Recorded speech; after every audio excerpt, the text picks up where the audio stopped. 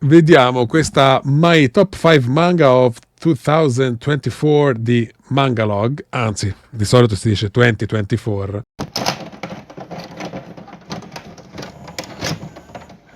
Credo sia inglese, comunque ci mettiamo i sottotitoli e sti cazzi. 2024 has probably been my best year for reading manga. Nearly everything I've read this year has been enjoyable, and I've only dropped a couple of series. In this quick video, I'm going to give you my personal top 5 that I read this year. I'm basing this list on how much I personally enjoyed them. I won't spoil too much about the series. I will mainly detail the basics of what each series is about and what I find interesting about them. Now, let's get into the list. At 5th for me is Air by Oh Great. I'm 200 chapters through the story, vabbè, and anche lui non mette robe uscite nel 2024, credo, a meno che in America o in Inghilterra, dove sta lui, Air Gear sia uscito solo adesso, ma non credo, è un manga bello vecchiotto. Prima si parlava di Bakemonogatari e Air Gear dello stesso disegnatore. Io questo non l'ho mai letto, però disegni sicuramente fighi. Air Gear follows Iki and his crew as they learn about the world of air treks, which are basically high-powered rollerblades that allow you to perform incredible aerial movements as well as being able to wall ride. The world is surprisingly big, with many different crews that own their own territory and compete against each other in part wars where the winning team gets parts for their air treks, or compete to take over the other crew's territory and eliminate them from the air trek world. I really like the premise of watching this up-and-comer rise through the ranks and the twist the series takes at around the midway point. Iki and his quest for freedom is very fun to watch, plus I like the very cocky and arrogant characters, and Iki has that in abundance. Se facessero una ristampa potrei anche recuperarlo, però, perché mi sa che l'edizione vecchia è sicuramente straesaurita e non penso che l'abbiano mai ristampato o rieditato. He reminds me a lot of Soma from Food Wars. They are both just two characters that seem so assured in every situation, no matter the odds or how dire it might seem. I had never read anything by Oh Great before this, and I was pleasantly surprised by how good his art is. The way he draws motion is so captivating, how the characters' clothes move while they ride, and the symbolic imagery he uses for each rider's style. He is certainly a talented artist, and I'm surprised I haven't seen his art more online. I mean, just look at these. Sì, i disegni sono molto belli. Bakemonogatari sono I molto won't più comment belli che anymore on the questi. story, as I still have 130 chapters left, but this has been a great read that I recommend to any sports enjoyer or someone who likes the streetwear aesthetic, as the clothing designs are very cool and unique to each character. This is certainly a unique read for me at least, and enjoyable from the very start. At number 4 is Dan by Tatsu Yukinobu. Now I can already tell that some of you think I've put this too low, and it's certainly a great read, but I just like everything else on this list a bit more. I know the anime adaptation has taken the world by storm, and rightfully so, it looks amazing, but I'm just going to focus on the manga. Dan is certainly one of the most unique manga to come out in recent time, with the series having many pop culture references sprinkled into its plot and an overall bizarre narrative centered around aliens, spirits, and high school students who have to battle them. The story follows Okuran and Momo, who argue with each other over whether aliens or spirits are real, and they set out... Mi piace il montaggio che fa lui. Allora, forse lo sfondo dietro è un po'... distrae un pochino.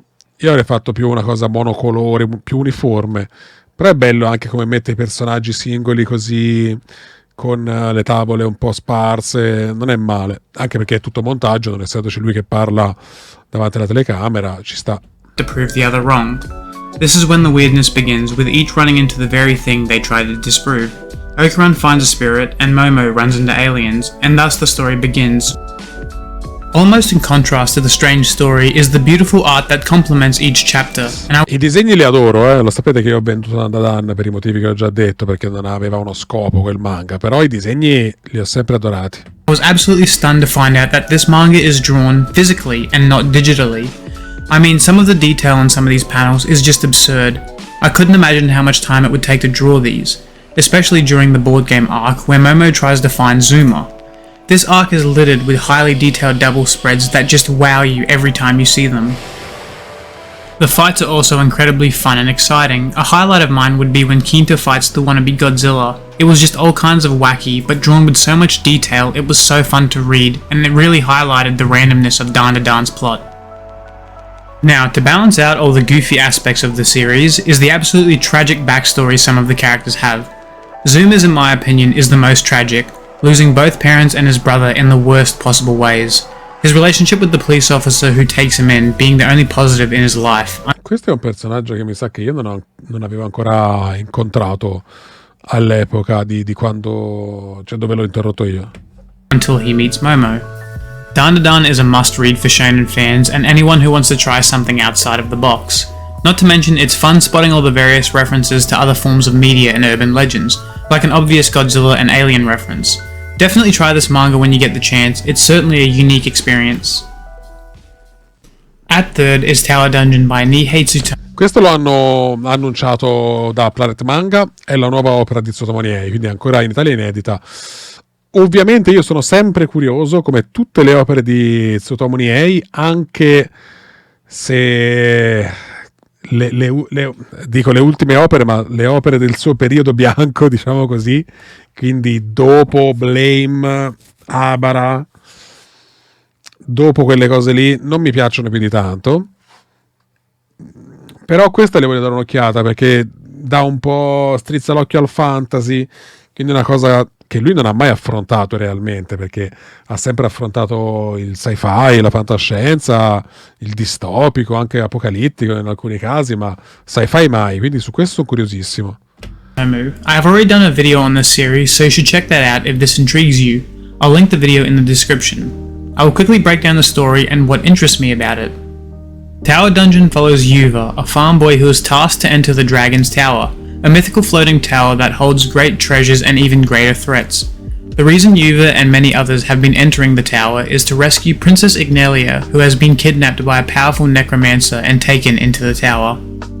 Yuva and his fellow knights traverse the hundreds of levels up the tower, encountering many challenges and dangerous monsters that aim to halt their Che peccato che ha cambiato lo stile di disegno, cazzo, comunque, perché il disegnatore è incredibile, cioè si vede anche ora, guardate queste tavole, però ai tempi di Blum era 1000 volte meglio lo stile per me.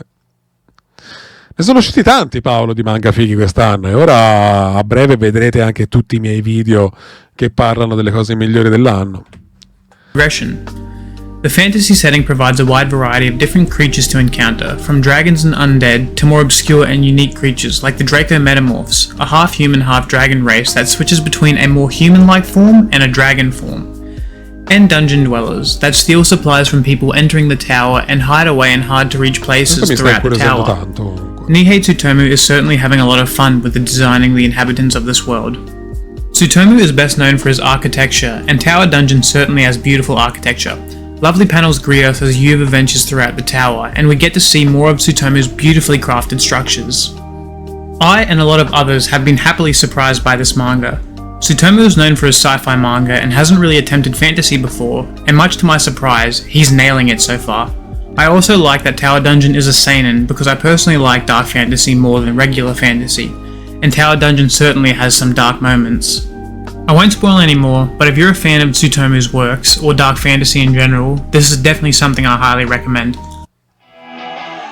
Non vedo l'ora che esca, mi ha incuriosito ancora più di quanto non lo fossi già.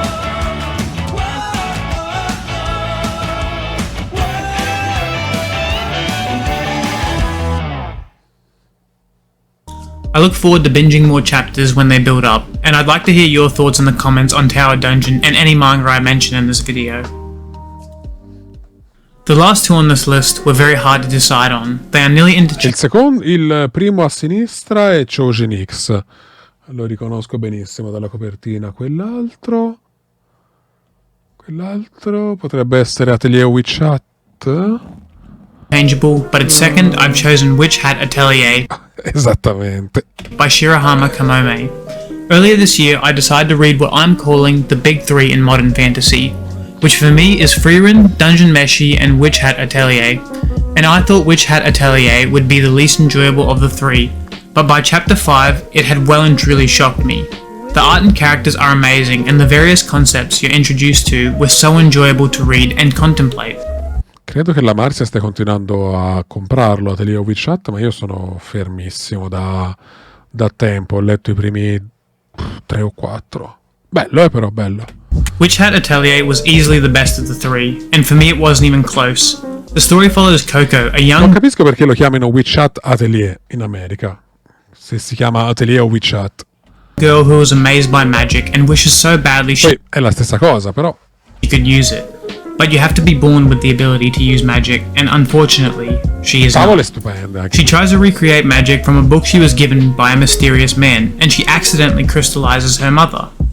A traveling witch named Kefri takes her in and vows to teach her magic so that one day she can save her mother. There is so much to love about this series, especially the characters. Kefri is easily my favourite and has quickly become my favourite mentor character in manga and anime. He is so caring for all of his students while also being his own individual with his own motivations and goals. I won't be spoiling much about these characters, but when the anime comes out, he will clearly be the fan favourite. The magic system is very unique, with the magic being drawings. Each student learns various glyphs that conjure different forms of magic. Sì, esatto, uguale a Each te magic comics, user cioè has non è their own tanto il mio strengths and genere, poi weaknesses that you watch them. essendo anche molto lento, molto dilatato come uscite, non riesco a stare dietrissimo. Work on as the story goes on, and it's very cool to see how everyone grows and learns. And not only is the manga's art unbelievable, but it has the best paneling in all of manga. I disegni This is just sono my opinion, but I'm yet to read a cioè, manga that conveys its panels in a more creative way. Whether it's leeches growing across the page as it grows in the story, or the way the author presents important panels, it's seriously a joy to look at, and these are just a few examples of the dozens that are spread throughout this amazing story. Fantasy lovers would love this manga, but honestly, I think everyone should at least give it a try, and expect a video on it in the future. And at my number 1, I have Choujin X by Sui Ishida. This is another manga I've done a video. Ecco, questo per esempio, non l'avrei mai messo in top. Per me Ishida fa dei bellissimi disegni e secondo me infatti Comics ha molto ragione sulla top di questo ragazzo. È uno di quelli che si basano molto sulla bellezza del disegno, perché questo Atelier, anche lo stesso Dan Da Dan, sono tutti disegnati in maniera veramente stupenda. Questo però per il resto, oltre ai disegni, non è che abbia molto, dai. All'inizio è anche convincente, però poi si rivela essere per quello che è, cioè un altro Tokyo Ghoul fondamentalmente. So I'll link the video in the description if you want to see more. Choujin X is Sui Ishida's first manga since completing Tokyo Ghoul, and it's amazing in my opinion. Choujin X follows Tokyo Kurahara. No, non li ho letti, Luca. Dead Hall in realtà il primo numero lo lessi, mi sembra, tempo fa. Carino. Il giorno prima dell'estate... No, ma non il graphic novel, il giorno prima dell'estate, è un manga? Who, after some crazy events, gains Choujin powers. Choujin are basically people with powers, but these powers can range from the ability to transform someone into a box and being able to shoot fire and smoke from your body. The various Choujin powers are fun to see in action, and the characters that wield them are just as interesting and colourful. Sui Ishida, as usual, has produced phenomenal art that elevates each event we see. The fact this manga is completely solo is insane. His storytelling has also grown, with amazing world building that fleshes out the past of the Choujin world. This story starts a little bit slow, but once it picks up momentum, it's hard to put it down. From the action scenes to the commentary on fate and how that affects your actions, this manga isn't only introspective, but a spectacle to look at as you read. Choujin X is another I recommend everyone read, but if you like Tokyo Ghoul or darker stories, I think you would really like Choujin X. I can't wait to see how this story progresses, and I am excited to see what Ishida does with. Forse ha ragione, all'inizio è molto lento e poi prende più piede. Non lo so, io ho letto i primi due o tre, non mi ricordo, mi sembra 2, e purtroppo non è stato abbastanza da convincermi. These characters. Well, this is the end of the video. If you liked it, please like and subscribe, and let me know what you think about my selection. I'm excited to see. Sì, è un bel video, però secondo me molto basato sullo stile di disegno, come diceva anche Comics in chat, forse troppo rispetto a quanto penso che sia giusto io mettere lo stile di disegno come importanza. È importante, ma la storia è molto più importante per quel che mi riguarda.